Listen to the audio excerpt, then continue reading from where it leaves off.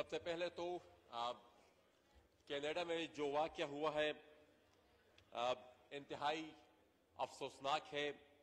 हम उस खानदान के साथ गम में बराबर की शरीक हैं।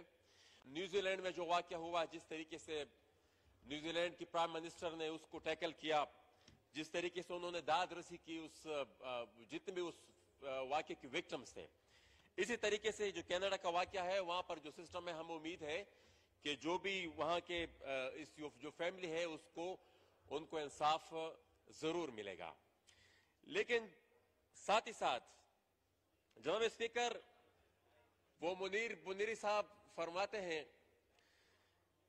कि जहम ददगोंदे देहम जमा पशान बर्बाद, जहम ददगोंदे देहम जमा पशान बर्बाद दे, टूल दुनिया के सिवा लरो बर अफगान बर्बाद दे, अमन तमाम जहान लगवाड़म खो हिसाब दोशी, अमन तमाम जहान लगवाड़म खो हिसाब दोशी, चडेर कश्मीर बर्बाद कडेर वजीरिस्तान बर्बाद दे। एक गिला हमें जरूर है यहां पर कि ये इस वाक़े का हमने कल भी जिक्र किया था। आज शाह महमूद कुरैशी साहब ने जुल्म जहां भी होता है हम उसकी मजम्मत करते हैं, उस पर बात होनी चाहिए, लेकिन जब वो 30 मिनट कनाडा के वाक़े पर बोले तो 2 मिनट जानी खैर के वाक़े पर भी उनको जरूर बोलना चाहिए था। हम यहां पर बैठकर इस्लामोफोबिया कोरोना रोता है, ये मैं जो मर रहा हूं ये कौन सा फोबिया है, ये इसको आप क्या नाम दे रहे हैं? और ये जो दर्जनों के हिसाब से मैं आया रोज मर रहा हूं, आज 9वां दिन है वहां पर लाश उन्होंने रखी हुई है। मजाल है कि कोई मजम्मत स्टेटमेंट में अभी तक दी गई हो सूबाई हुकूमत की तरफ से। और वो चाहते क्या है? वो चाहते ये है कि भाई हमें इस दहशतगर्दी से छुटकारा दिलाए, ये इस गुट बैड और तालिबान से हमें छुटकारा दिलाए। लेकिन मजाल है कि सूबाई हुकूमत ठस से मस्ती हो। अभी तक अकबर साहब, उन्होंने आप अपनी सीट पे चले जाएं और आप इस पे रिस्पॉन्ड करें प्लीज। अभी तक उन्होंने मजम्मती बयान कदर नहीं दिया और सियासी क्यादत को वहां पर जाने नहीं दिया जा रहा।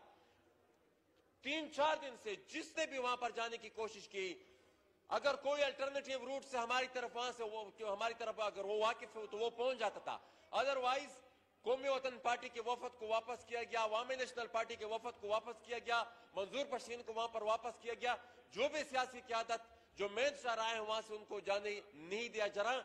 वहां पर उनको एक कैदखाने की तरफ पर वहां पर बिजली काट दी गई है और उन लोगों ने अब फैसला किया हुआ है कि हम एक दफा फिर इस्लामाबाद की तरफ मार्च करेंगे और एक तसादम का खतरा है, क्योंकि जो भी आवाज उठाता है उनको पुलिस उठाकर ले जाती है, उनको हब से बेजा में रखा जाता है।